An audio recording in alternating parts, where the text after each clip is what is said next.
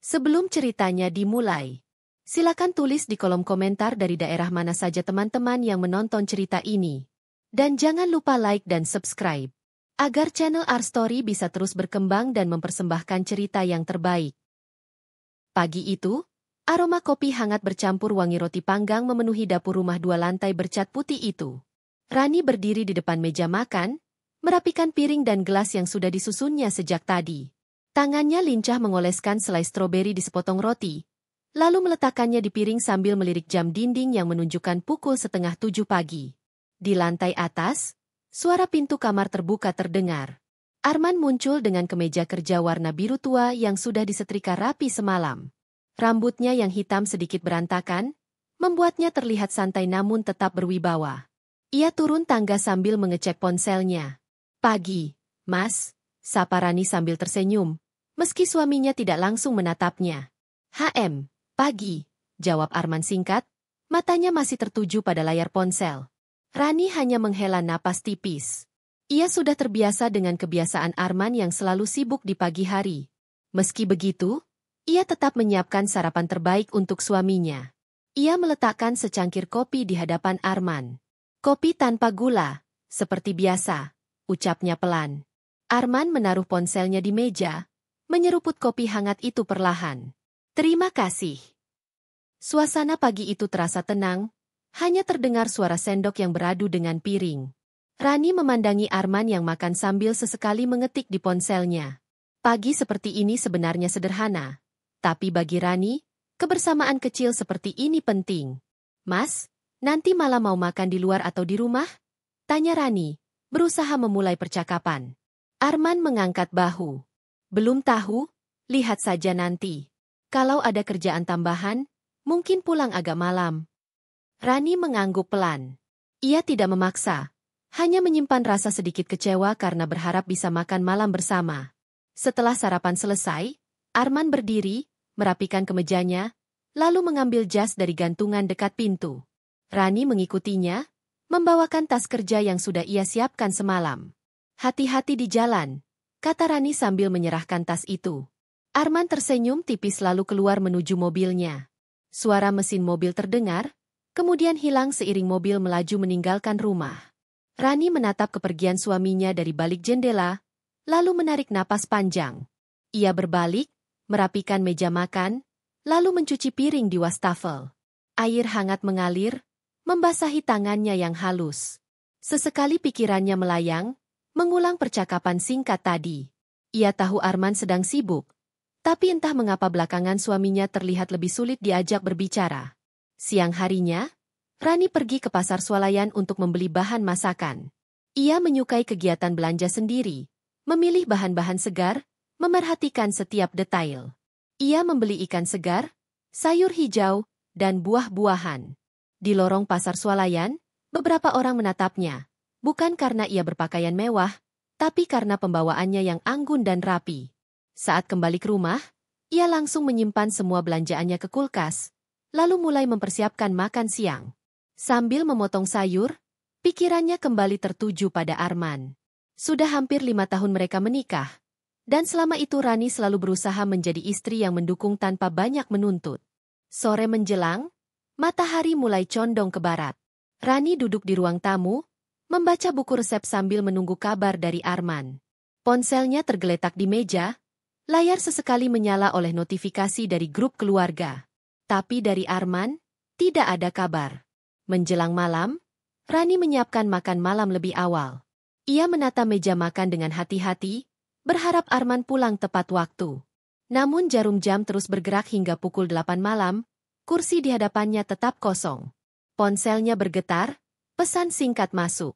"Aku lembur. Jangan tunggu." Rani membaca pesan itu tanpa ekspresi, lalu meletakkan ponselnya kembali. Ia makan sendiri malam itu, tanpa banyak bicara, hanya ditemani suara sendok dan piring. Setelah membereskan semuanya, ia duduk di balkon lantai 2, memandangi jalanan yang mulai sepi. Angin malam berhembus pelan, membawa aroma hujan dari kejauhan. Rani menyandarkan tubuhnya di kursi, mencoba mengusir rasa sepi yang menyelinap. Di dalam hatinya, ia percaya bahwa semua ini hanyalah bagian dari kesibukan Arman. Ia tidak ingin berpikir buruk. Baginya, kesetiaan adalah soal kepercayaan, dan ia masih memegang itu erat-erat. Malam semakin larut, suara mobil terdengar mendekat. Arman pulang dengan langkah lelah, meletakkan tasnya di sofa. Rani menyambutnya dengan senyum tipis. "Sudah makan?" tanya Rani. "Sudah," jawab Arman singkat. Ia lalu masuk kamar, berganti pakaian, dan tak lama kemudian sudah berbaring di tempat tidur. Rani mematikan lampu ruang tamu, lalu masuk kamar. Ia berbaring di sisi tempat tidurnya, menatap langit-langit gelap. Suara napas teratur Arman terdengar, menandakan ia sudah tertidur. Rani memejamkan mata, mencoba ikut terlelap, meski pikirannya masih penuh tanda tanya. Pagi berikutnya, rutinitas yang sama terulang lagi. Rani menyiapkan sarapan, Arman makan dengan terburu-buru, lalu berangkat kerja. Rani kembali menjalani hari dengan kegiatan rumah tangga, belanja, dan memasak. Hari-hari seperti ini berjalan terus, tanpa ada perubahan besar. Namun di dalam hati Rani, ada rasa yang pelan-pelan tumbuh, rasa yang ia sendiri belum bisa namakan. Pagi itu, udara di luar masih segar ketika Arman keluar dari rumah dengan langkah cepat. Jas hitam yang ia kenakan membuatnya terlihat semakin percaya diri. Di dalam mobil, ia membuka ponselnya, memeriksa surel dari kantor. Matanya memindai setiap kata dengan serius. Jemarinya mengetik balasan singkat. Di jalan tol, mobil melaju mulus. Pandangannya sesekali beralih ke gedung-gedung tinggi yang berdiri kokoh. Ia menghela napas panjang, membayangkan suatu hari nanti bisa memiliki kantor besar di salah satu gedung itu. Ambisi itu sudah ada sejak ia mulai bekerja di perusahaan tempatnya sekarang. Sesampainya di kantor, suasana sibuk langsung menyambutnya. Pegawai berlalu lalang membawa map dan laptop. Di depan lobi, resepsionis menyapa ramah, namun Arman hanya membalas dengan anggukan kecil. Ia melangkah ke lift, menekan tombol menuju lantai 8, lantai manajemen. Di ruang kerjanya, meja kerja Arman sudah penuh dengan berkas laporan bulanan. Ia menggulung lengan kemejanya, duduk, dan mulai membaca laporan satu persatu. Tangannya mencatat beberapa poin penting yang harus ia bahas di rapat nanti siang. Tak lama, seorang pria berkacamata masuk sambil membawa map tambahan. "Pak Arman, ini data revisi dari divisi keuangan," katanya. "Taruh saja di sini," jawab Arman tanpa mengalihkan pandangan dari layar komputernya. Arman dikenal sebagai sosok yang disiplin dan detail. Ia tidak segan memarahi bawahan yang bekerja asal-asalan. Baginya, setiap pekerjaan harus sempurna. Menjelang siang, ia bersiap mengikuti rapat penting. Ruang rapat dipenuhi para kepala divisi. Aroma kopi dan kertas baru memenuhi ruangan itu. Direktur utama duduk di ujung meja, memulai pembicaraan dengan nada tegas. Arman mendengarkan setiap kata, mencatat hal-hal penting, dan sesekali mengajukan pendapat. Dalam rapat itu, Arman berhasil memberikan ide strategi pemasaran baru yang mendapat sambutan positif dari direktur.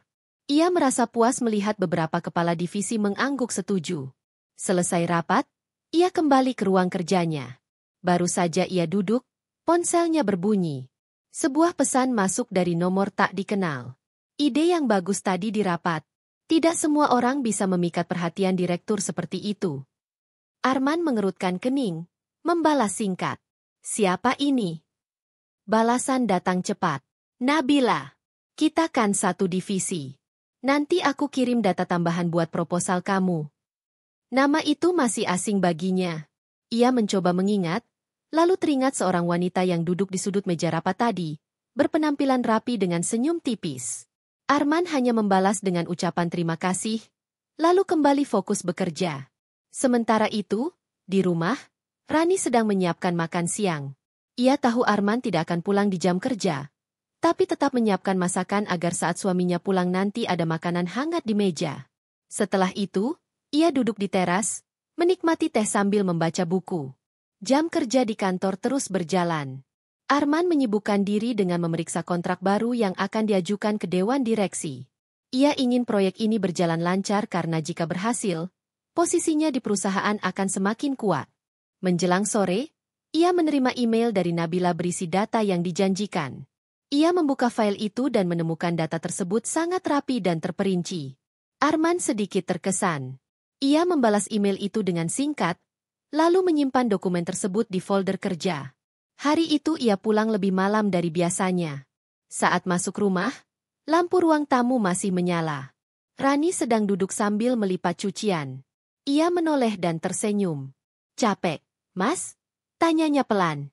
"Lumayan," jawab Arman, meletakkan tas kerja di sofa. "Aku sudah siapkan makan malam.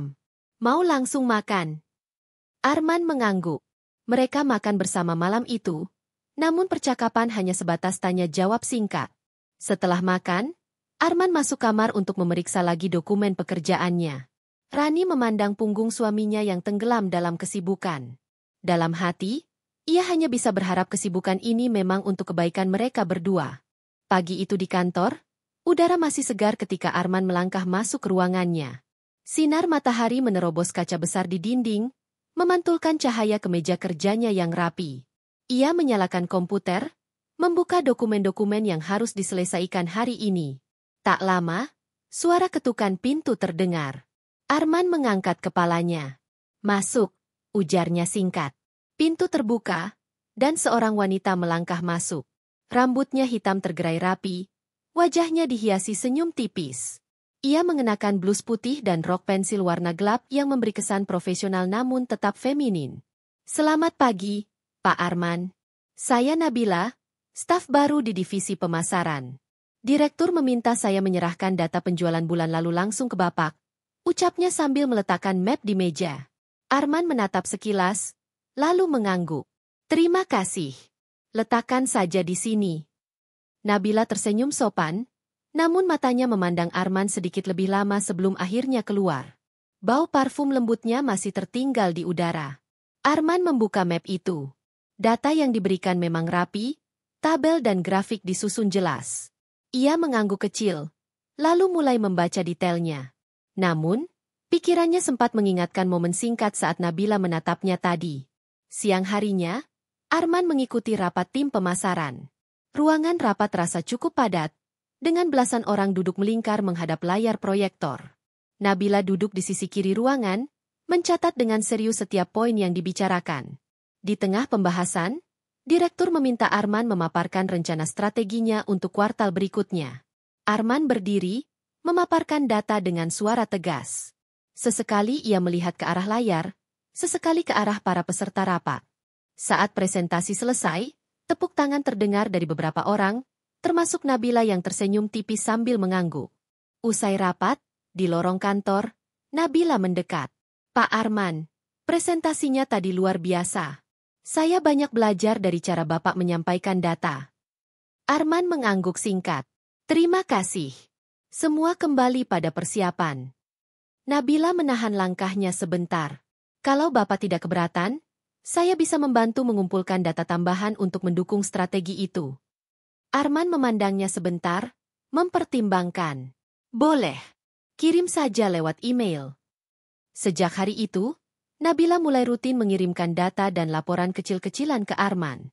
Awalnya semuanya terasa profesional.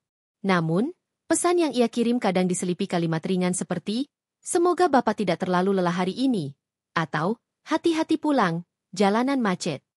Arman tidak terlalu memikirkan hal itu, menganggapnya hanya perhatian biasa dari rekan kerja. Namun tanpa ia sadari, komunikasi di antara mereka mulai lebih sering daripada dengan staf lain. Sementara itu, di rumah, Rani tetap menjalani rutinitasnya. Ia menghabiskan siang dengan menata ulang lemari pakaian, membersihkan taman, lalu menyiapkan makan malam. Pikirannya sama sekali tidak memikirkan kemungkinan Arman mulai dekat dengan orang lain. Sore itu, Arman pulang sedikit lebih larut dari biasanya. Ia masuk rumah sambil membawa beberapa berkas. "Lembur lagi?" tanya Rani sambil menuangkan teh hangat. "Iya, ada tambahan laporan dari staf baru. Data mereka cukup membantu, jadi aku harus cek semua," jawab Arman sambil duduk di meja makan. Rani tersenyum. "Bagus kalau ada yang bisa membantu pekerjaan Mas." Arman hanya mengangguk.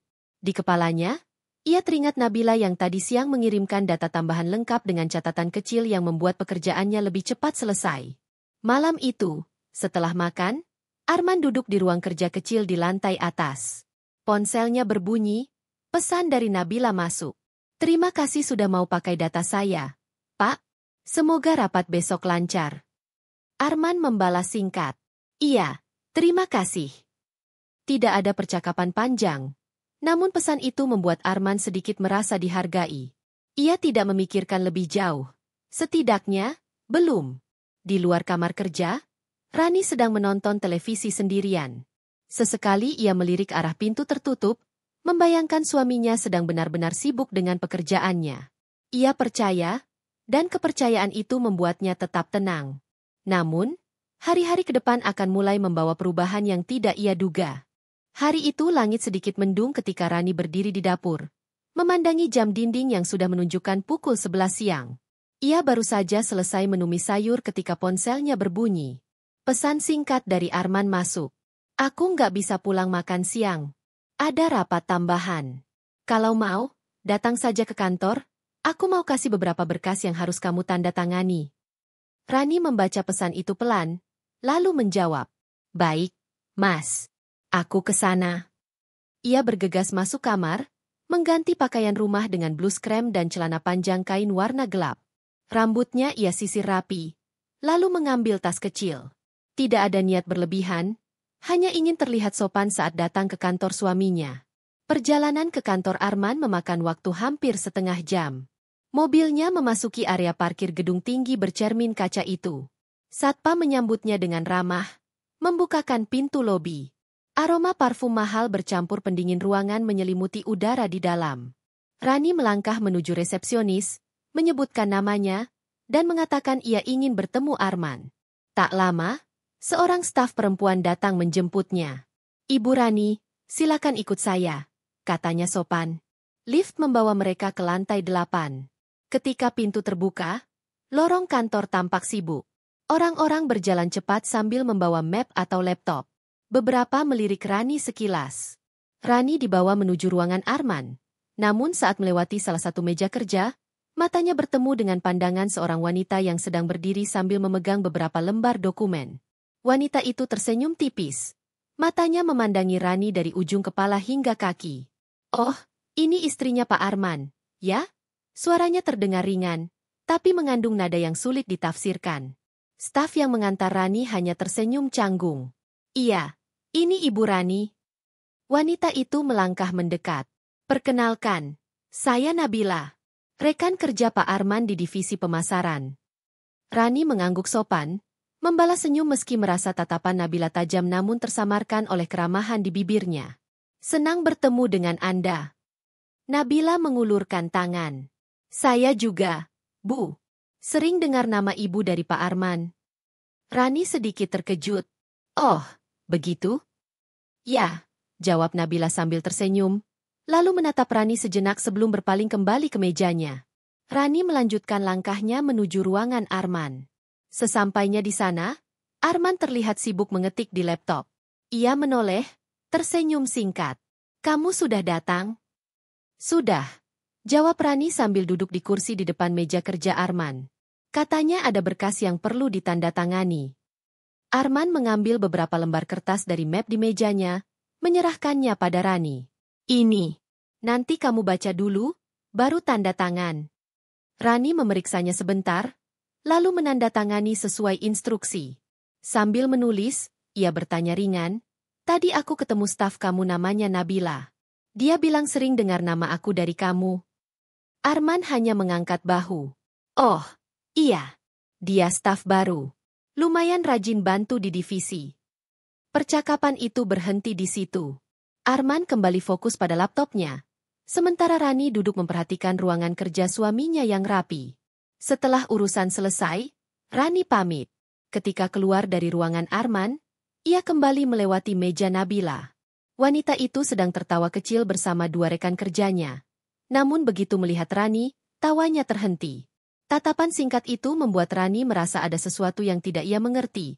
Seperti ada lapisan makna yang belum terungkap. Rani hanya tersenyum sopan lalu melangkah menuju lift. Di dalam lift yang mulai turun, pikirannya sedikit sibuk memikirkan tatapan Nabila yang terasa aneh. Namun ia menggeleng pelan, mencoba menghapus pikiran itu. Bagi Rani, kunjungan ke kantor hari ini hanyalah urusan kecil. Namun entah kenapa, pertemuan singkat dengan Nabila meninggalkan rasa yang sulit dijelaskan. campuran antara kewaspadaan dan rasa ingin tahu. Minggu itu, jadwal Arman di kantor semakin padat. Hampir setiap hari ia pulang lebih larut dari biasanya, membawa setumpuk berkas yang harus diperiksa. Rani mencoba memahaminya. Ia tidak pernah mengeluh, hanya memastikan bahwa makanan hangat selalu menunggu di meja makan, meski seringkali hanya ia sendiri yang menyantapnya. Suatu malam, sekitar pukul 10, Rani duduk di ruang tamu sambil membaca majalah. Suara pintu depan terbuka membuatnya menoleh. Arman masuk, meletakkan tas kerja di kursi, lalu menghela napas panjang. "Capek, Mas?" tanya Rani sambil bangkit. "Lumayan," jawab Arman, melepas dasi. "Banyak laporan yang harus diselesaikan sebelum akhir bulan. Untung ada staf yang mau bantu." Rani tersenyum. "Nabila?" Arman mengangguk singkat. Dia cepat tanggap. "Kadang sudah kirim data sebelum aku minta." Rani hanya mengangguk, tidak menanggapi lebih jauh. Ia membawa segelas air hangat untuk Arman, lalu duduk kembali di sampingnya. Beberapa hari kemudian, Rani tanpa sengaja melihat ponsel Arman yang tertinggal di meja makan saat suaminya sedang mandi. Layar ponsel itu menyala, menampilkan notifikasi pesan. "Sudah sampai rumah, Pak? Jangan lupa istirahat, jangan kerja terlalu keras." Senang, dari Nabila. Rani membaca sekilas, tidak membukanya. Ia menelan ludah pelan, lalu memalingkan pandangan. Dalam hatinya, ia mencoba berpikir positif. Mungkin itu hanya bentuk perhatian seorang bawahan kepada atasan.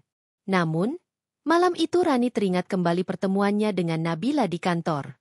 Tatapan wanita itu terasa terlalu tajam untuk ukuran basa-basi profesional. Di kantor, hubungan kerja antara Arman dan Nabila semakin terlihat akrab. Saat rapat, Nabila sering duduk di kursi dekat Arman, membisikkan data tambahan atau mengoreksi angka yang terlewat. Beberapa staf mulai memperhatikan, tapi tak ada yang berani berkomentar langsung. Suatu sore, ketika hujan deras mengguyur kota, listrik di kantor sempat padam selama beberapa menit. Beberapa karyawan bergegas keluar untuk memastikan dokumen aman dari kebocoran atap di ruang arsip. Arman yang sedang di ruang kerjanya mendapat pesan singkat. "Pak, di pantry ada kopi baru. Mau saya buatin?" "Nabila." Arman sempat tersenyum kecil sebelum membalas, "Boleh, terima kasih." 5 menit kemudian, Nabila datang membawakan secangkir kopi panas. "Bapak pasti butuh ini. Udara dingin, pekerjaan numpuk," ujarnya sambil meletakkan cangkir di meja. Arman mengangguk, mencoba tetap profesional. "Kamu juga istirahat, nanti sakit." "Kalau Bapak sakit, saya juga repot," jawab Nabila sambil tersenyum tipis sebelum keluar ruangan. Percakapan itu singkat, tapi menambah kesan bahwa perhatian Nabila bukan sekadar urusan pekerjaan. Di rumah, Rani mulai merasakan jarak kecil yang tumbuh di antara mereka. Arman lebih sering sibuk dengan laptop atau ponselnya, bahkan saat duduk di ruang keluarga. Ketika Rani mencoba mengajak bicara panjang, jawabannya sering singkat atau terdistraksi oleh pesan yang masuk. Suatu malam, saat Rani sedang menyiapkan makan malam, Arman menerima telepon. Ia melangkah ke teras, berbicara dengan nada suara yang dibuat pelan. Rani tidak mendengar isi percakapan, tapi dari raut wajah suaminya, ia tahu pembicaraan itu membuatnya sedikit tersenyum. Setelah makan, Rani memberanikan diri bertanya, "Siapa tadi yang telepon?" "Teman kantor," jawab Arman cepat. "Bukan urusan penting." Rani mengangguk, tapi pikirannya tidak berhenti bertanya-tanya. Hujan di luar makin deras malam itu. Di balik suara gemericik air, ada sesuatu yang perlahan berubah. Hubungan mereka tidak lagi sesederhana dulu. Pagi itu, Rani bangun lebih awal dari biasanya. Ia berencana membuat sarapan lengkap untuk Arman. Nasi goreng udang, telur mata sapi, dan segelas jus jeruk segar. Udara di luar masih lembab sisa hujan semalam. Dari dapur, ia mendengar langkah kaki Arman yang turun dari lantai 2. "Wah, tumben," kata Arman sambil duduk di meja makan. "Pagi-pagi sudah lengkap begini." Rani tersenyum. Biar Mas semangat ke kantor. Mereka makan bersama dalam suasana yang tenang. Namun, Rani tidak bisa mengabaikan ponsel Arman yang diletakkan di atas meja, berkedip sesekali menandakan pesan masuk. Arman sesekali melirik, tapi tidak membalas saat itu juga. Begitu selesai sarapan, Arman berpamitan.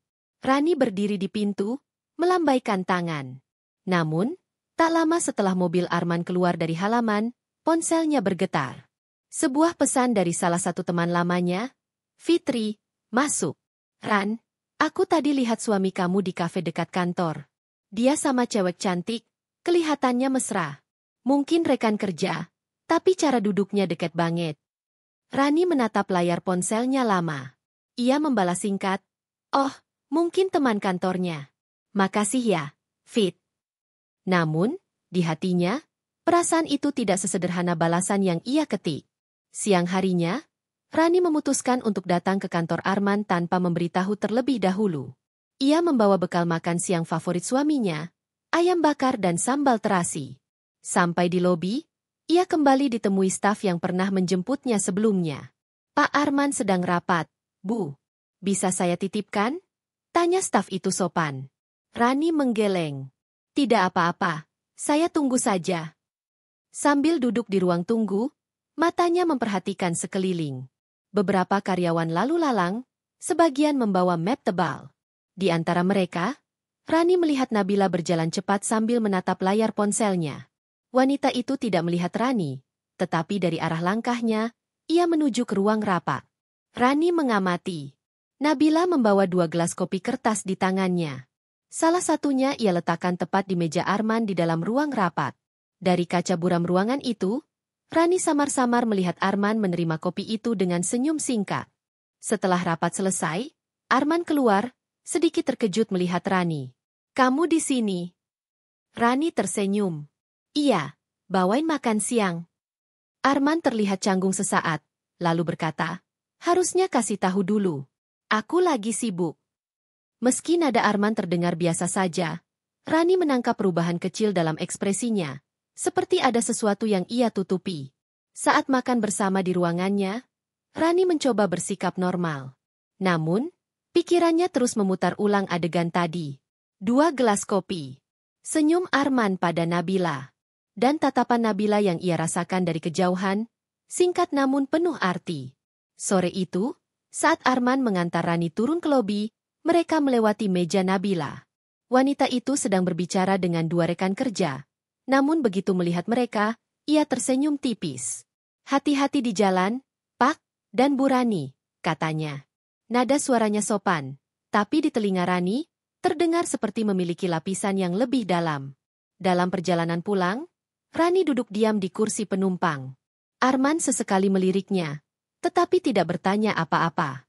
Di luar, langit sore tampak labu, seperti menggantungkan hujan yang belum jatuh. Di dalam hati Rani, tanda-tanda itu mulai membentuk sebuah pola. Pola yang ia takutkan, tapi juga ingin ia pastikan kebenarannya. Sejak kunjungannya ke kantor Arman kemarin, pikiran Rani terus dihantui oleh bayangan Nabila. Senyum tipis wanita itu, tatapannya yang singkat namun penuh arti, dan kedekatan kecil yang terlihat di antara dirinya dan Arman, seolah menempel di kepala Rani tanpa bisa dihapus. Pagi ini, Rani duduk di meja makan sendirian. Secangkir teh melati di depannya sudah dingin. Ia menatap kosong keluar jendela, melihat tetesan embun yang masih menggantung di dedaunan. Arman sudah berangkat sejak 1 jam lalu, terburu-buru karena ada rapat mendadak. Rani mengambil ponselnya, membuka aplikasi media sosial. Ia mengetik nama Nabila di kolom pencarian. Butuh beberapa kali scroll, hingga ia menemukan akun yang fotonya sama dengan wajah yang ia lihat kemarin di kantor. Foto profil itu memperlihatkan Nabila dengan gaun hitam elegan, tersenyum di depan latar pesta perusahaan. Rani membuka foto-fotonya. Banyak unggahan Nabila yang terlihat diambil di tempat mewah, restoran mahal, hotel berbintang, dan beberapa lokasi yang tidak asing. Ia bahkan menemukan satu foto di mana gelas kopi yang dipegang Nabila sama persis dengan yang dibawa kemarin ke ruang rapat Arman. Namun, yang membuat dada Rani sedikit mengeras adalah sebuah unggahan di story Nabila.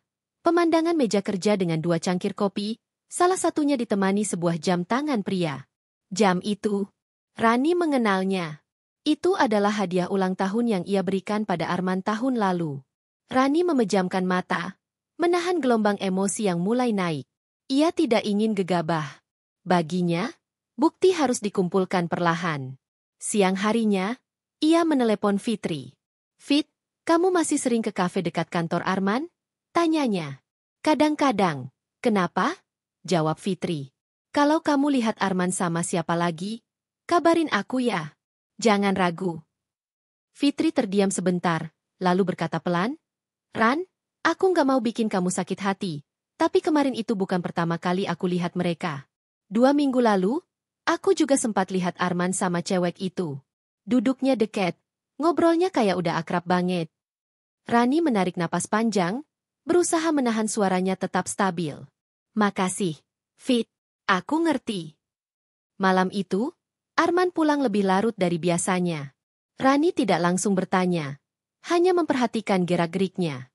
Arman terlihat lelah, tapi tetap sempat membuka ponselnya beberapa kali, tersenyum kecil sebelum mematikannya. Saat Arman mandi, Rani berjalan ke meja kerja dan melihat ponselnya yang tertinggal. Notifikasi pesan muncul lagi. Besok jangan lupa jas hitamnya. Pak, biar saya siapkan sebelum rapat. Senang? Nabila. Jari Rani gemetar sesaat. Ia menutup layar ponsel itu, lalu duduk kembali di sofa seperti tidak terjadi apa-apa. Di kepalanya, potongan-potongan kejadian mulai menyatu. Ia tidak ingin sekadar curiga. Ia ingin tahu sejauh mana semua ini berjalan. Dan untuk itu, ia tahu ia harus mulai melangkah lebih jauh. Di luar rumah, angin malam bertiup pelan. Namun, di dalam hati Rani, badai mulai terbentuk. Badai yang ia simpan rapat-rapat, menunggu waktu yang tepat untuk dilepaskan. Keesokan paginya, Rani sudah terbangun sebelum fajar. Ia menatap langit yang masih gelap dari balik tirai kamarnya. Di kepalanya, rencana yang ia pikirkan semalam mulai terasa semakin jelas. Selama ini ia hanya mengandalkan firasat dan informasi dari orang lain. Tapi kini Rani sadar, jika ia ingin memastikan kebenaran, ia harus melihatnya sendiri. Pagi itu, ia menyajikan sarapan seperti biasa. Arman duduk, memakan roti bakar sambil membaca berita di ponselnya. Rani memperhatikannya tanpa banyak bicara. Siang nanti aku nggak bisa pulang, kata Arman tiba-tiba. Ada acara makan siang sama klien. Mungkin sore baru selesai. Rani tersenyum tipis. Oh, ya sudah. Hati-hati aja. Setelah Arman berangkat, Rani segera mengganti pakaian, mengenakan celana panjang hitam dan kemeja sederhana, lalu mengambil tas kecilnya. Ia memutuskan untuk mengikuti Arman, setidaknya sampai ia yakin kemana suaminya pergi. Ia memesan taksi online, meminta sopir untuk menjaga jarak agar tidak terlihat mencolok. Mobil Arman melaju ke arah kantor, dan Rani mengikutinya dari belakang. Sesampainya di kantor, Arman masuk ke gedung seperti biasa. Rani tidak turun. Ia menunggu di mobil, matanya terus mengamati lobi dari kejauhan. Sekitar 1 jam kemudian, ia melihat Nabila keluar dari pintu depan. Wanita itu mengenakan dres biru muda, rambutnya tergerai rapi, dan di tangannya ada map berwarna coklat. Tak lama, Arman menyusul keluar. Mereka tidak berjalan beriringan, tapi jarak mereka cukup dekat. Nabila melangkah ke arah parkiran, Arman ke mobilnya. Dan hanya berselang beberapa detik, Nabila ikut masuk ke mobil Arman dari pintu penumpang depan. Jantung Rani berdegup kencang. Ia memerintahkan sopir taksinya untuk tetap mengikuti mobil itu. Mereka berhenti di sebuah restoran Jepang di pusat kota. Dari kaca mobil, Rani melihat Arman dan Nabila duduk di meja pojok, cukup jauh dari pandangan orang lain. Nabila tertawa kecil beberapa kali, dan Arman terlihat nyaman di sana. Rani menggenggam tasnya erat. Ia ingin masuk. Ingin menghampiri mereka saat itu juga, tapi ia menahan diri. Ia tahu ini belum saatnya. Ia butuh bukti yang lebih kuat, sesuatu yang tidak bisa diingkari. Setelah makan siang, mereka kembali ke kantor. Rani menyuruh sopir taksi berhenti di ujung jalan dan membiarkan mobil Arman menghilang di tikungan. Dalam perjalanan pulang, pikirannya dipenuhi rencana. Ia akan mencari cara lain, cara yang lebih diam-diam. Mungkin memasang aplikasi pelacak di ponsel Arman, atau meminta bantuan seseorang di dalam kantor untuk memantau. Malamnya, Rani bersikap biasa saja saat Arman pulang. Ia menyiapkan makan malam, mendengarkan cerita Arman tentang rapat dengan klien, sambil berpura-pura percaya. Tapi di dalam hatinya, ia sudah memutuskan. Mulai hari ini, permainan akan berubah. Dan Rani akan menjadi pemain yang Arman tidak pernah sangka. Keesokan harinya, Rani sudah menyiapkan langkah berikutnya. Ia tahu, jika ingin mengetahui hubungan Arman dan Nabila secara pasti, ia membutuhkan orang dalam, seseorang yang bisa melihat tanpa dicurigai. Pagi itu, setelah Arman berangkat, Rani menghubungi Fitri. "Fit, kamu punya kenalan yang kerja di kantor Arman nggak?" tanya Rani dengan suara pelan, meski ia sendirian di rumah. Fitri terdiam sejenak, lalu menjawab, "Ada. Teman SMA aku, namanya Sinta. Dia kerja di bagian administrasi." "Kenapa, Ran?" Rani menatap keluar jendela. "Bisa nggak kenalin aku ke dia? Aku mau nanya beberapa hal, tapi jangan bilang ke siapa-siapa, apalagi ke Arman." Fitri paham nada suara Rani yang serius. "Oke, nanti aku hubungin dia dulu." Siangnya, Sinta menelepon Rani. Mereka sepakat bertemu di sebuah kafe kecil di sudut kota. Rani datang lebih awal, memilih meja di pojok, memastikan tidak ada orang yang mengenalnya. Sinta datang 15 menit kemudian, mengenakan seragam kantor dan membawa tas kecil. Ia tampak sedikit gugup. "Fitri bilang kamu mau tanya soal Pak Arman." Sinta memulai, suaranya hati-hati. Rani tersenyum tipis. "Aku cuma mau tahu, dia sering pergi sama siapa di kantor? Apalagi akhir-akhir ini." Sinta menunduk sebentar sebelum menjawab. "Saya nggak mau ikut campur urusan orang, Bu. Tapi kalau ibu yang tanya, saya jawab sejujurnya. Pak Arman memang sering bersama Bu Nabila. Kadang di ruangannya, kadang keluar kantor berdua. Karyawan lain juga pada tahu. Cuma, ya, semua pura-pura nggak lihat." Rani merasakan sesuatu mencengkeram dadanya. Seringnya mereka pergi kemana?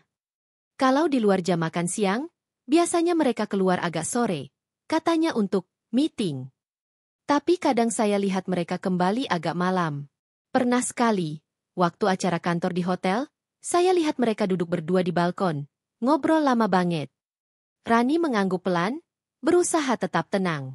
"Kalau aku minta kamu kabarin setiap mereka pergi berdua, bisa?" Sinta terlihat ragu, tapi akhirnya mengangguk. "Bisa, Bu. Asal jangan sampai ketahuan." Pertemuan itu berakhir dengan pertukaran nomor ponsel dan janji untuk saling memberi kabar. Malamnya, Rani menerima pesan pertama dari Sinta. "Bu, besok pagi mereka ada jadwal keluar bareng. Katanya mau ke pabrik cabang untuk inspeksi." Rani menatap pesan itu lama. Di kepalanya, roda rencana mulai berputar lebih cepat. Ia akan memanfaatkan kesempatan ini. Keesokan paginya, ia sudah menyiapkan pakaian sederhana dan menyewa mobil dengan sopir pribadi yang ia kenal. Mobil itu akan membawanya diam-diam mengikuti Arman dan Nabila, jauh dari jarak pandang. Rani tahu, semakin dekat ia pada kebenaran, semakin besar rasa sakit yang akan ia rasakan. Tapi ia juga tahu, semakin dalam luka itu, semakin kuat pula dirinya saat tiba waktunya membalas. Pagi itu, udara terasa lebih dingin dari biasanya.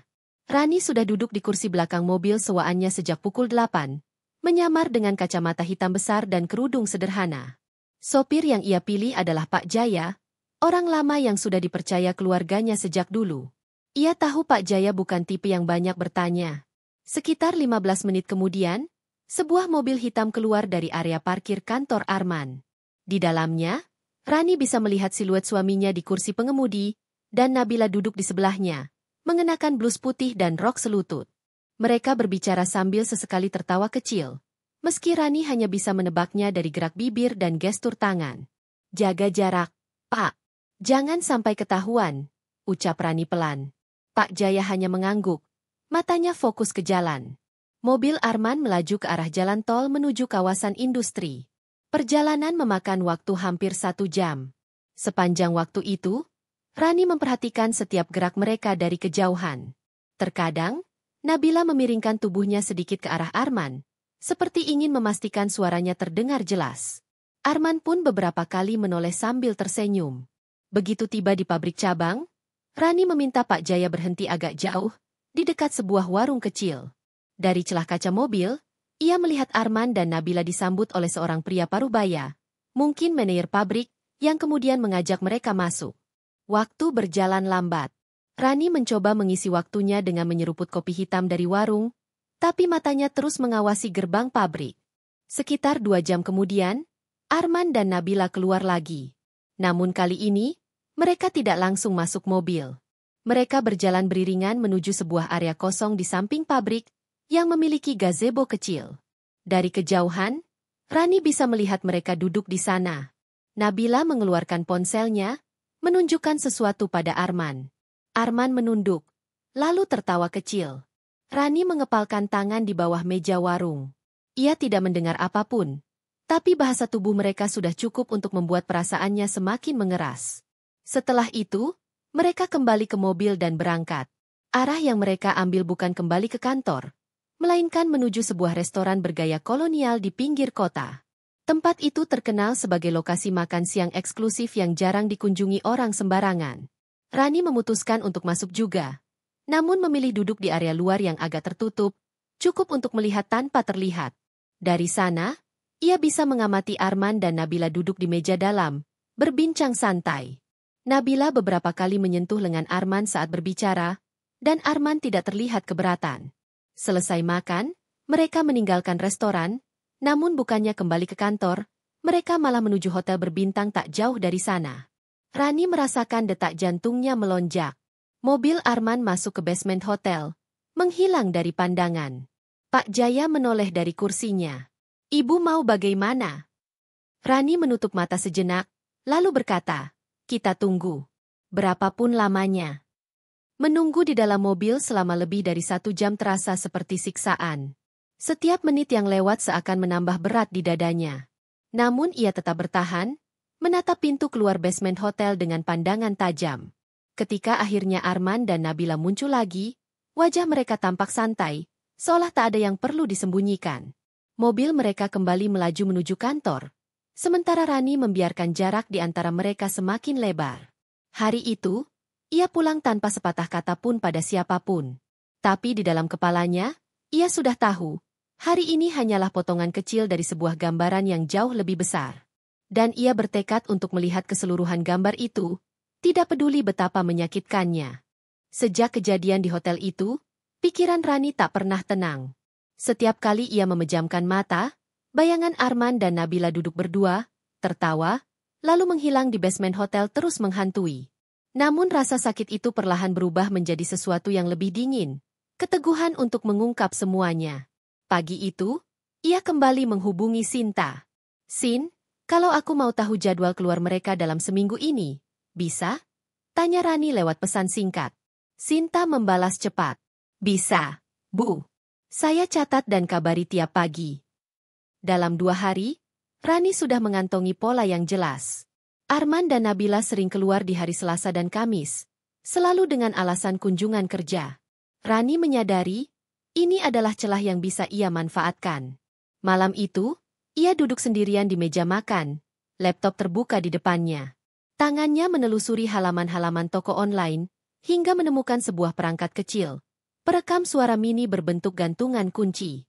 Ia memesannya tanpa ragu, bersama sebuah kamera pengintai mungil yang bisa diselipkan di dalam mobil. 3 hari kemudian, barang-barang itu tiba. Rani memeriksanya satu persatu, mempelajari cara penggunaannya hingga ia yakin tak akan salah langkah. Kesempatan pertama datang lebih cepat dari yang ia kira. Pada hari Kamis, Arman bangun lebih pagi dari biasanya. "Hari ini aku keluar kota sebentar, urusan kantor," katanya sambil mengancingkan kemeja. "Pulang malam?" tanya Rani sambil menyajikan sarapan. "Mungkin, lihat nanti. Kalau rapatnya lama, ya pulang agak malam." Sementara Arman mandi, Rani bergerak cepat. Ia mengambil perekam suara yang sudah ia siapkan, lalu menyelipkannya di bawah kursi penumpang mobil Arman. Letaknya tersembunyi, tapi cukup dekat untuk merekam percakapan di dalam mobil. Sore harinya, saat Arman pulang, Rani tetap bersikap biasa. Namun begitu ia mendapat kesempatan, ia mengambil perekam itu diam-diam. Malamnya, ketika Arman tertidur, ia memutar hasil rekamannya dengan earphone. Suara mesin mobil terdengar jelas, lalu disusul suara Nabila. "Kita nggak bisa terus-terusan sembunyi, men. Aku nggak mau jadi orang ketiga selamanya." Rani berhenti bernapas untuk beberapa detik. Ia memutar ulang, memastikan telinganya tidak salah dengar. Lalu terdengar suara Arman, lebih pelan tapi jelas. Sabar. Semua butuh proses. Aku nggak mau terburu-buru, nanti malah ribet. Ada jeda sejenak, lalu Nabila tertawa kecil. Kalau kamu udah jadi direktur utama nanti, nggak ada lagi yang bisa halangin kita. Rani menutup laptopnya dengan tangan gemetar. Hatinya seperti diremas, tapi di saat yang sama, sebuah kepastian terbentuk di pikirannya. Hubungan mereka bukan sekadar main-main. Mereka punya rencana. Dan rencana itu berarti menghancurkan rumah tangganya. Keesokan harinya, Rani memutuskan untuk melangkah lebih jauh. Ia menghubungi seorang kenalan lama keluarganya, Pak Togar, seorang penyelidik swasta yang pernah membantu ayahnya. Mereka bertemu di sebuah kafe yang sepi. Aku butuh bukti lengkap. Foto, rekaman, apapun yang bisa membongkar mereka, kata Rani, suaranya tegas. Pak Togar menatapnya serius. Kalau aku mulai, nggak ada jalan mundur. Kamu siap? Rani menatap balik tanpa ragu. Aku sudah terlalu jauh untuk mundur. Dari hari itu, permainan berubah. Kini bukan hanya Rani yang mengamati Arman dan Nabila, ada mata lain yang mengintai mereka dari segala arah. 3 hari setelah pertemuan dengan Pak Togar, Rani menerima pesan singkat di ponselnya. Bu, saya punya hasil awal. Bisa ketemu hari ini? Ia membalas cepat. Kita ketemu di tempat biasa. Jam 4. Tempat biasa adalah kafe kecil di ujung kota. Sepi, dengan sudut ruangan yang jarang ditempati orang. Rani datang tepat waktu. Tak lama kemudian, Pak Togar muncul, membawa tas selempang kulit yang sudah terlihat aus dimakan waktu. Tanpa banyak basa-basi, ia mengeluarkan sebuah amplop coklat tebal. Ini baru sebagian. Masih ada yang akan saya kumpulkan lagi. Rani menarik napas dalam-dalam sebelum membuka amplop itu. Di dalamnya, ada belasan lembar foto. Foto-foto itu diambil dari sudut yang berbeda-beda. Sebagian di parkiran kantor, sebagian di restoran, sebagian lagi di tempat yang lebih pribadi. Foto pertama, Arman dan Nabila berjalan keluar dari sebuah restoran. Jarak mereka terlalu dekat untuk sekadar rekan kerja. Foto kedua, Nabila menyentuh bahu Arman sambil tertawa, sementara tangan Arman terlihat di punggungnya. Foto ketiga membuat perut Rani terasa seperti diremas. Arman dan Nabila berdiri di balkon sebuah kamar hotel, dengan pemandangan malam di belakang mereka. Posisi tubuh mereka menunjukkan kedekatan yang sulit disangkal. Semua ini diambil dalam waktu seminggu terakhir, kata Pak Togar pelan. Saya juga punya rekaman video pendek, tapi saya simpan di drive. Bisa saya kirim ke ibu lewat link aman. Rani menatap foto-foto itu lama, jemarinya meremas kertas hingga sedikit berkerut. Rasanya pahit. Tapi ia tahu ia harus melihat semuanya. Aku mau semua yang kamu punya. Tok, ucapnya akhirnya. Termasuk lokasi-lokasi yang mereka datangi. Pak Togar mengangguk. Baik. Oh ya, ada satu hal menarik. Nabila sering menelepon seseorang setelah bertemu Pak Arman. Nomornya bukan nomor kantor. Saya sedang melacak siapa pemiliknya. Rani memicingkan mata. Cari tahu. Aku mau tahu semua orang yang terlibat. Malam itu, Rani pulang dengan amplop coklat itu di tasnya. Ia menyimpannya di lemari terkunci, bersama perekam suara yang sudah ia gunakan sebelumnya. Setiap barang bukti ia rawat seperti harta berharga, karena memang itulah senjatanya kelak. Beberapa hari kemudian, laporan lanjutan dari Pak Togar datang.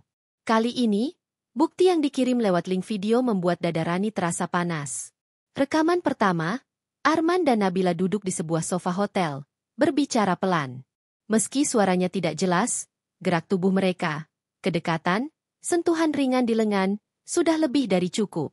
Rekaman kedua, mereka keluar dari lift bersama, Nabila memegang lengan Arman, dan keduanya tersenyum seperti pasangan muda yang jatuh cinta. Rani memutar video itu berulang kali, bukan karena ingin, tapi karena perlu memastikan dirinya siap saat waktunya tiba. Ia tidak mau menyerang hanya dengan emosi. Ia ingin menyerang dengan kebenaran yang tak terbantahkan. Di saat yang sama, Sinta juga memberi kabar baru.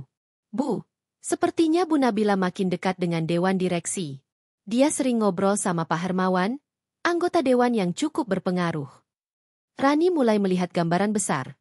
Nabila tidak hanya mengejar Arman sebagai pria, tapi juga sedang membangun posisi di perusahaan.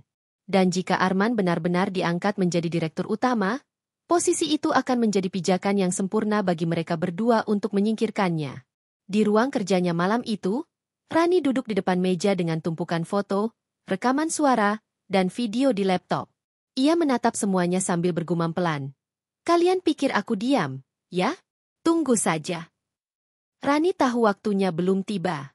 Ia akan menunggu sampai semua potongan puzzle terkumpul. Hingga saat ia mengungkapkannya, tidak ada satupun dari mereka yang bisa berkelit. Pagi itu, rumah terasa begitu hening. Arman sudah berangkat ke kantor, meninggalkan aroma kopi yang masih samar di udara. Rani duduk di meja makan, menatap secangkir teh yang sudah mendingin. Di depannya ada sebuah buku catatan hitam. Tidak ada nama di sampulnya, hanya lembar-lembar putih berisi coretan rencana. Setiap halaman adalah potongan strategi. Di satu sisi ada daftar bukti, foto, rekaman suara, video. Di sisi lain ada daftar nama, orang-orang yang mungkin bisa ia percayai atau yang bisa ia manfaatkan. Beberapa nama ia beri tanda lingkaran merah, mereka adalah kunci untuk saat serangan dilancarkan. Salah satunya adalah Pak Bima, Kepala Divisi Keuangan Perusahaan.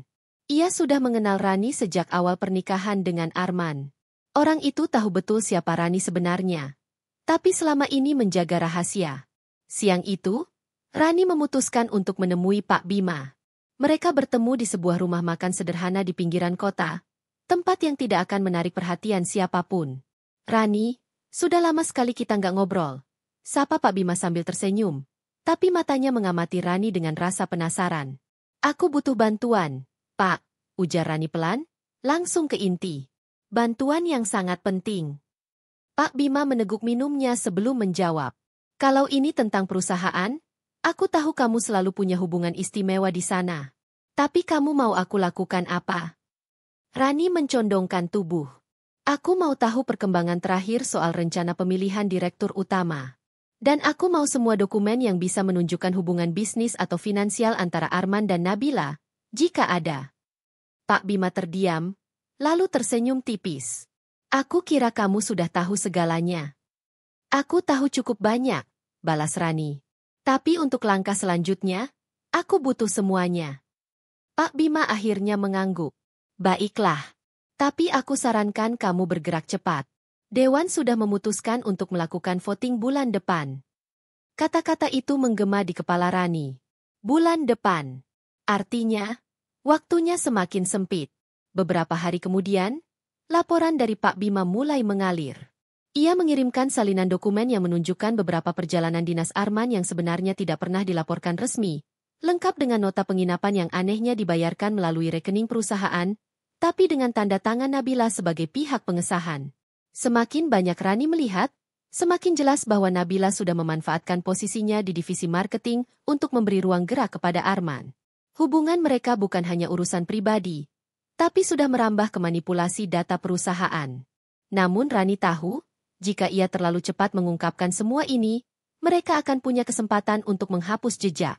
Ia harus menunggu sampai semua pintu tertutup bagi mereka. Sementara itu, ia menjaga sikap di rumah. Di hadapan Arman, ia tetap menjadi istri yang perhatian, menanyakan kabar, menyiapkan makan malam, bahkan sesekali bercanda ringan. Ia memastikan Arman merasa aman, agar ia terus berbuat ceroboh. Malam itu, ketika Arman tertidur, Rani duduk di teras dengan laptop di pangkuannya.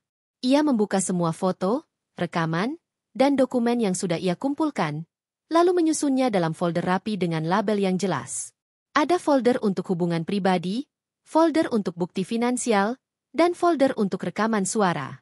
Setelah semuanya tersusun, ia mengetik satu kalimat di halaman pertama dokumen utamanya. Satu langkah lagi sebelum semuanya runtuh. Ia menutup laptop, memandang ke langit malam yang gelap, dan tersenyum tipis. Bulan depan akan menjadi bulan yang tidak akan pernah dilupakan Arman dan Nabila. Bulan di mana semua yang mereka bangun akan runtuh di hadapan mata mereka sendiri. Seminggu terakhir, Arman terlihat semakin sering pulang larut malam. Kadang alasannya rapat direksi, kadang menemui klien. Rani tidak pernah memprotes. Ia hanya tersenyum, bertanya sekadarnya, lalu kembali tenggelam dalam aktivitas rumah. Justru sikap tenang Rani itu membuat Arman merasa aman. Ia mulai menganggap bahwa semua yang ia lakukan di luar tidak lagi menimbulkan kecurigaan. Bahkan, ia beberapa kali pulang sambil membawa aroma parfum asing yang tidak pernah Rani pakai. Suatu malam, Rani duduk di ruang tamu membaca majalah ketika Arman datang. Ia terlihat cerah, berbeda dari biasanya. "Kamu kelihatan senang," ujar Rani ringan. Arman menghela napas panjang dan tersenyum puas. "Ya, ada kabar bagus dari kantor. Kalau semuanya lancar, bulan depan aku mungkin dapat posisi yang sudah lama aku incar." Rani menatapnya tanpa ekspresi berlebihan. "Direktur utama?" Arman sempat terdiam, lalu tertawa kecil.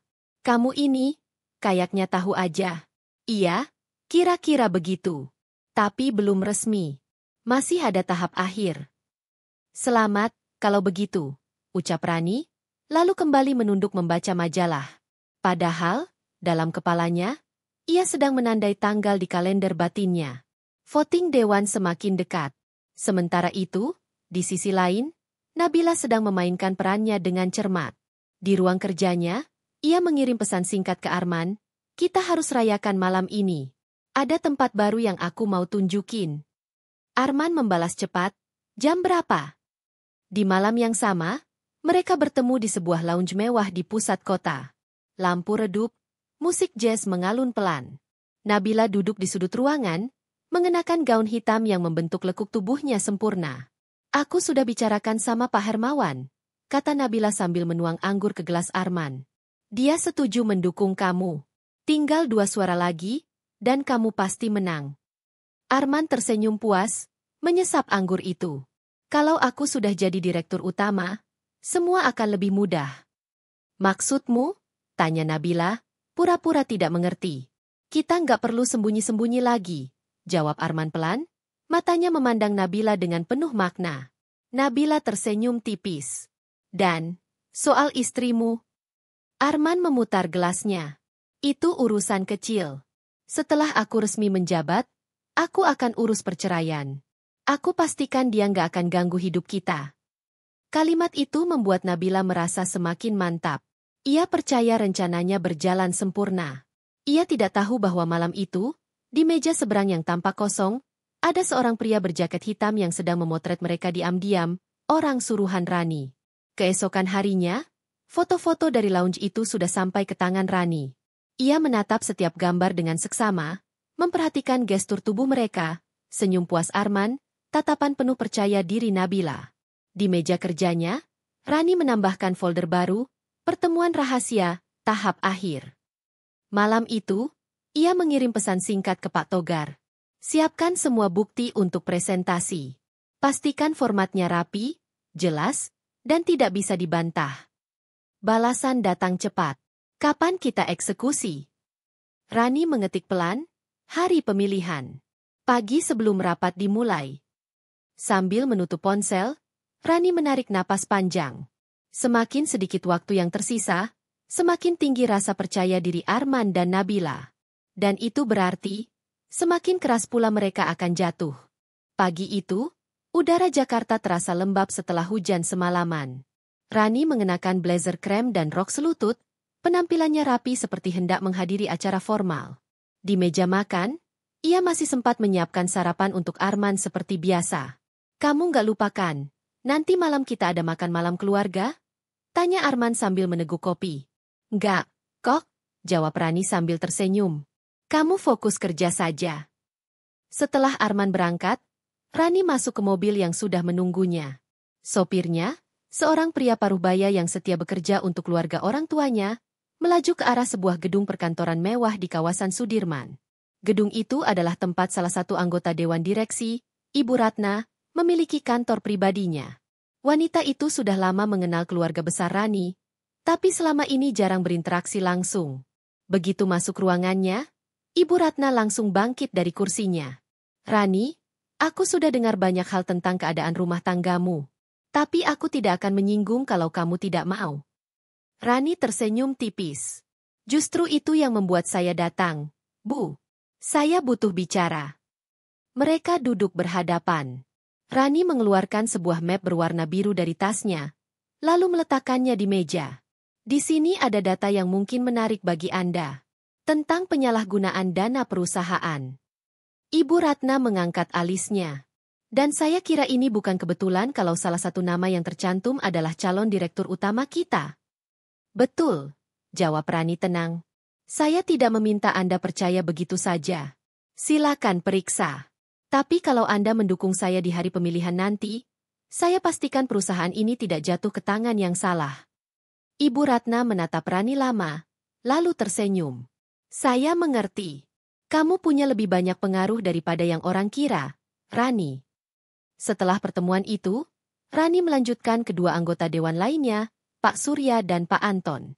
Keduanya dikenal sangat rasional. Mereka tidak mudah dipengaruhi gosip, hanya data konkret.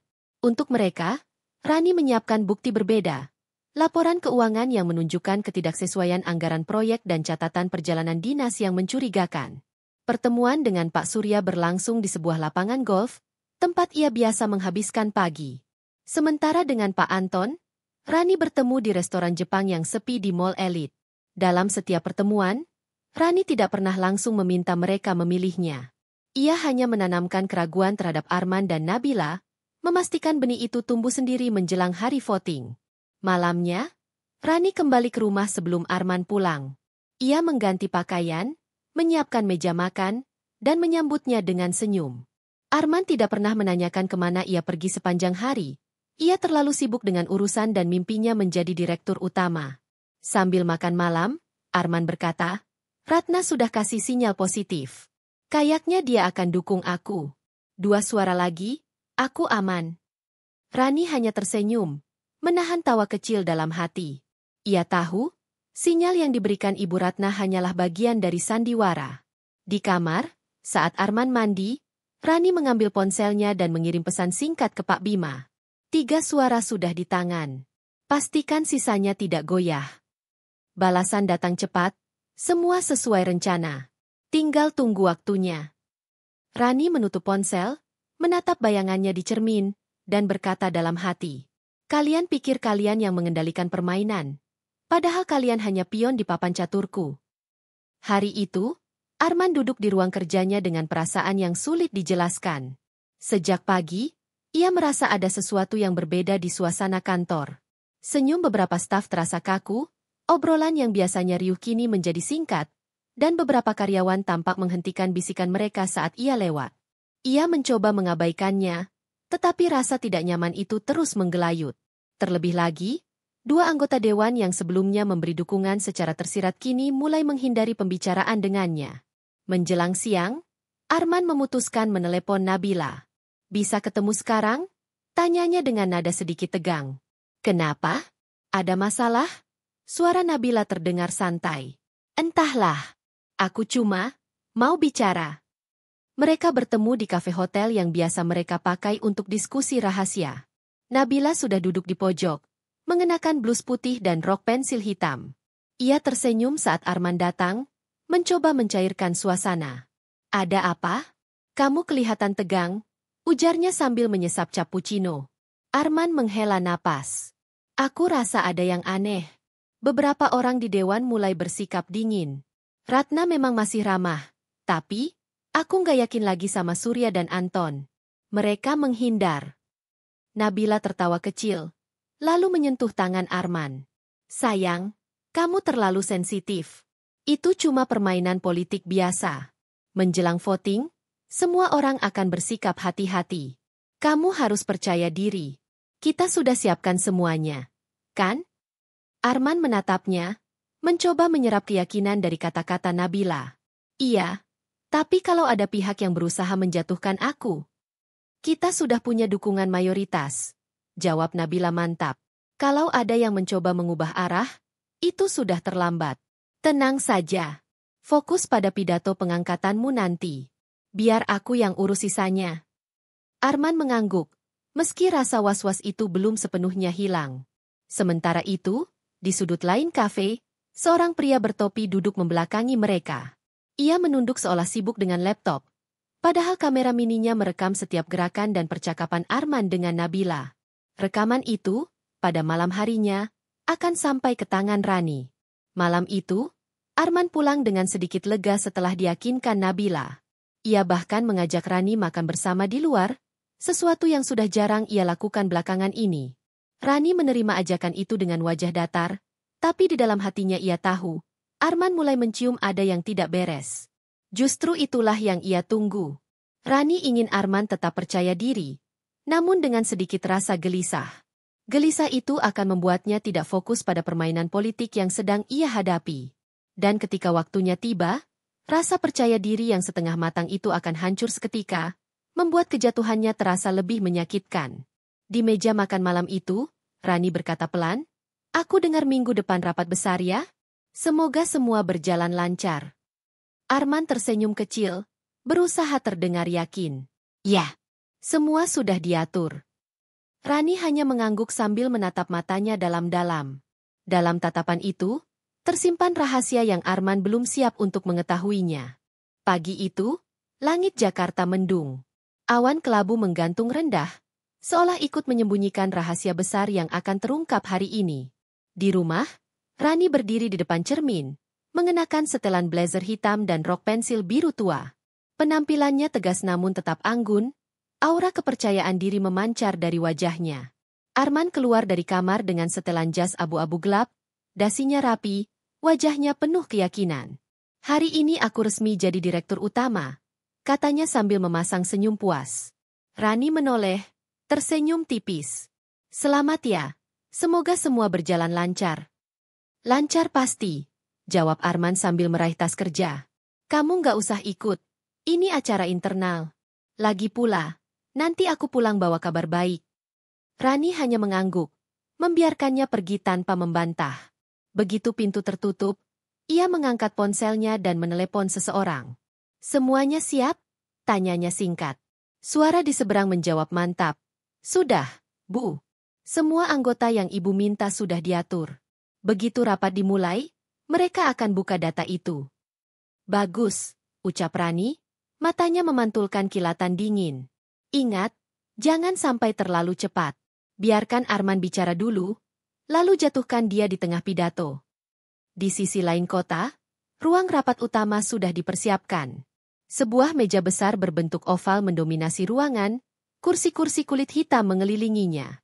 Di ujung ruangan, layar besar siap menampilkan presentasi. Arman masuk dengan langkah mantap. Beberapa anggota dewan menyapanya ramah, beberapa lainnya hanya mengangguk dingin. Ia mencoba mengabaikan itu. Dalam pikirannya, kemenangan ini sudah digenggaman. Di luar ruangan, Nabila berdiri dengan tablet di tangan, mengecek daftar pendukung Arman. "Tenang, semua sesuai rencana. Ratna, Surya, Anton, mereka semua oke," katanya ketika Arman menemuinya sebentar sebelum masuk. Arman tersenyum puas. "Bagus. Setelah ini, kita pegang kendali."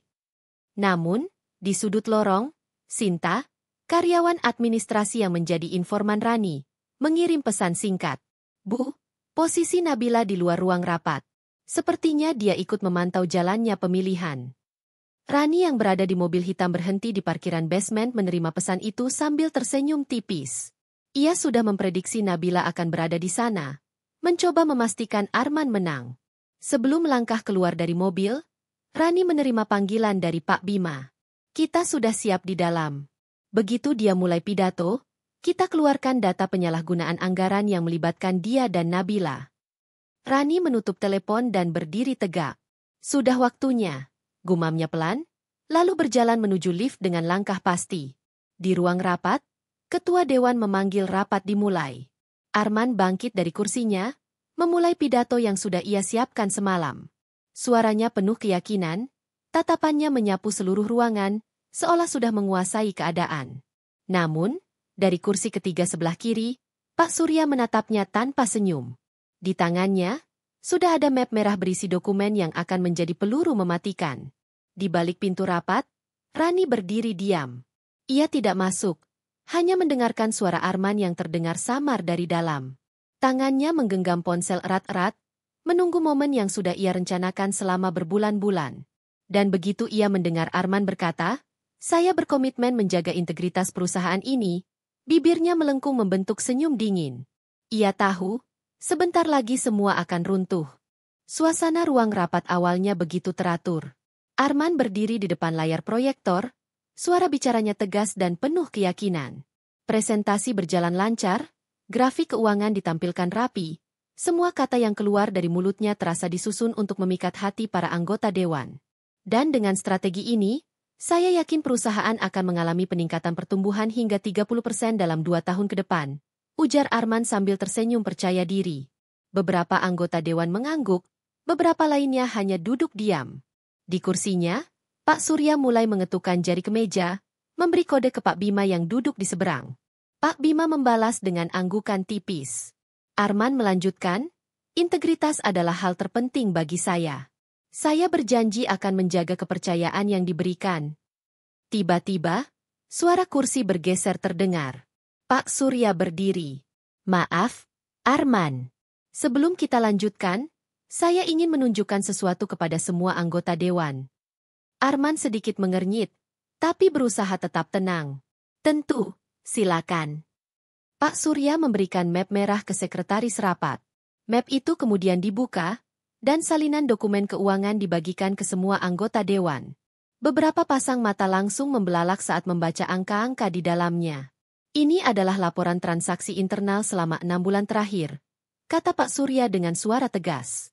Di sini terlihat jelas adanya pengalihan dana promosi yang tidak sesuai prosedur, dengan jumlah total miliaran rupiah. Dana ini dialirkan ke rekening pribadi, dan penerimanya adalah Arman Setiawan, serta Nabila Sari. Suasana ruangan mendadak membeku.